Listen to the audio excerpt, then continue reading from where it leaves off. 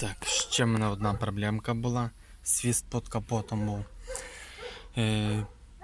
Як набираю швидкість, після 2 особливо тисяч починає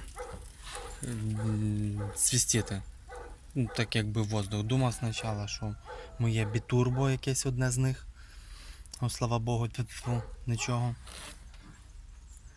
А причинка була банальна. Ну, звісно, попошукав я її, попорився, але проста, зараз показую. Так, причинка впускний колектор. Вон тут. Другий циліндр, отакий болтик на 12. Він тут, головка. Тільки знизу той болтик, нижній. Він просто відкрутився. Я закрутив, свіст пропав. От така банальна причинка.